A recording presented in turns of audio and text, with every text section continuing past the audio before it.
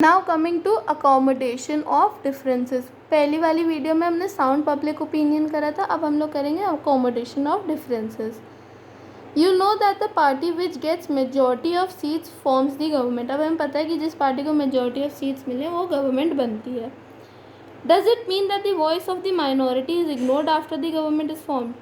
अब ऐसा तो नहीं है कि जो वॉइस ऑफ माइनॉरिटी है उसको इग्नोर कर दिया जाता है गवर्नमेंट के बनने के बाद। No, in a democracy every group however small it may be must be allowed to voice its opinion. Tolerance and inclusiveness are important features of democracy. What are the two important features of democracy? Tolerance and inclusiveness. Tolerance का मतलब होता है कि अगर मैं आपकी बात से सहमत नहीं हूँ पर तो भी मैं आपको टॉलरेट कर रही हूँ, मैं आपसे आपको दबा नहीं रही या कुछ नहीं कर रही, बट मैं आपको टॉलरेट कर रही हूँ। एंड इंक्लूसिवनेस का मतलब इंक्लूड करना, किसी भी चीज़ में इंक्लूड करना।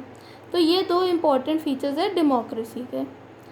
Let's suppose a majority government after coming to power decide to keep the leaders of the opposition under arrest in order to keep them away from organizing people against government policies। अब जब opposition नहीं होगा तो opposition point out भी नहीं कर पाएगा कि क्या सही है क्या गलत है, ना वो पब्लिक ओपिनियन फॉर्म कर पाएगा। तो अगर जो गवर्नमेंट पावर में वो ऐसा करती है तो वो एक डेमोक्रेटिक गवर्नमेंट नहीं बुला सकते हम उसको। No, can it called be a democratic government? No, it is clear case of intolerance which destroys the very foundation of democracy। अब ये एग्जाम्पल हो गया इंटॉलरेंस का, और इंटॉलरेंस इज दी, अगर इंटॉलरेंट हुआ कोई भी गवर्नमेंट तो वो फाउंडेशन बिगाड़ देगी डेमोक्रेसी की। Just as an intolerant majority can damage the country's democratic structure, so also can intolerant minority can do the same। अब जैसे ही एक एग्जाम्पल था इंटॉलरेंट मेजॉरिटी का, वैसे ही एक इंटॉलरेंट माइनॉरिटी भी बिगाड़ सकती है structure of democracy. Unnecessary agitations, बांस, वायलेंट प्रोटेस्ट एट्सेट्रा, ये सब जितना भी वायलेंस से रिलेटेड है वो क्या कर सकता है, एक इंटॉलरेंट माइनॉरिटी क्या कर सकती है, it can destroy the democratic structure.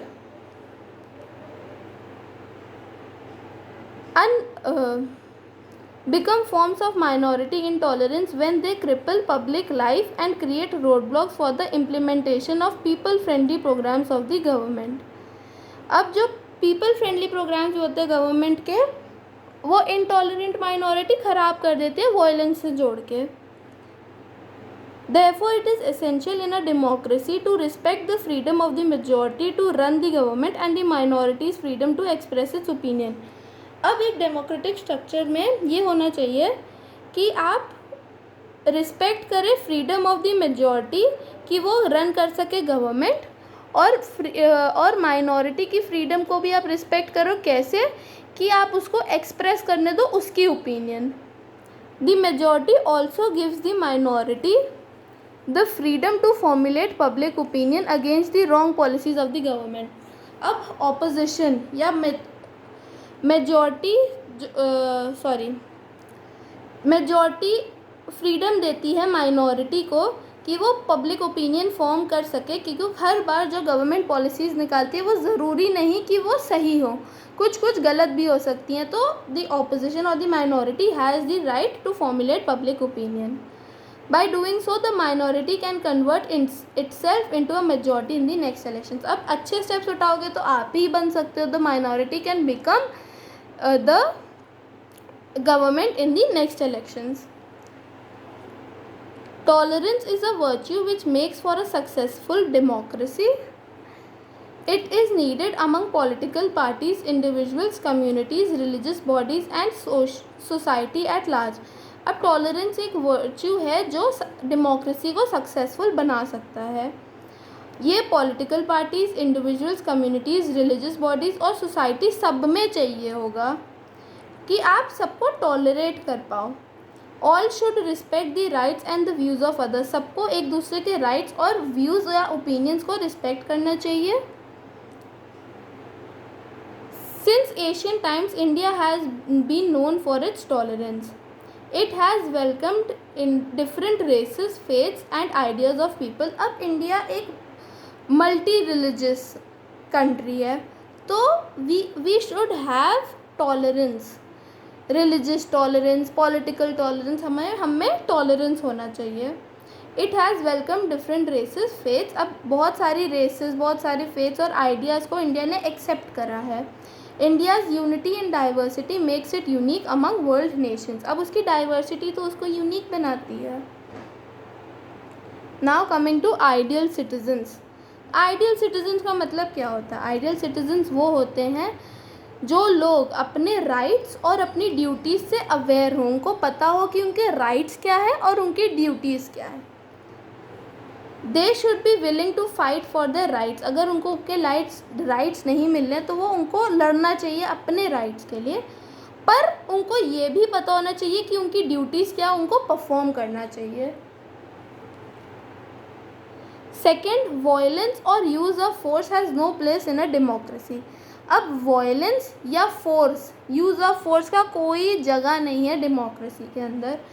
Persuasion not coercion is the method of such a government. अब परसुएशन का मतलब होता है कि मैं अपने पॉइंट्स, अपने बात से, अपने एक्शंस से आपको अपना माइंड बदलने के लिए, मतलब आपको परसू कर सकूं, कि मैं अपने पॉइंट्स रखूं और आपको without the use of force and violence आपसे बात कर सकूं. People should use persuasion to bring about change. कि अगर आप अपने एग्जाम्पल्स, अपनी बात से, अपने एक्शन से उनको आप एक्सप्लेन कर सकते हो, तो ये मेथड होना चाहिए चेंज के लिए. Not violence, not use of force. This is only possible if the citizens are disciplined. अगर सिटीजन्स डिसिप्लिन होंगे तभी ये चल सकता है. And citizens should be disciplined because this is the idea of the ideal citizens.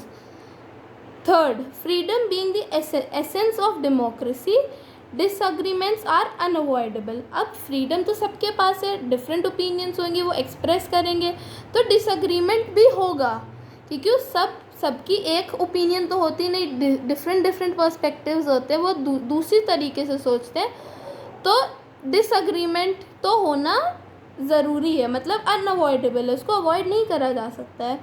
People should respect the views of others even if those views are in sharp contrast with their own. अगर आपके अलग views हैं और मेरे अलग views हैं, तो एक दूसरे के व्यूज़ को रिस्पेक्ट करना चाहिए, चाहे वो मेरे से कितने ही अलग हों.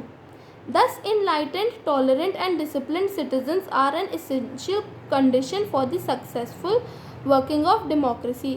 अब कैसे सिटीजन्स होने चाहिए इंडिया में? इनलाइटेंड, टॉलरेंट और डिसिप्लिन्ड, ताकि एक सक्सेसफुल डेमोक्रेसी बन सके.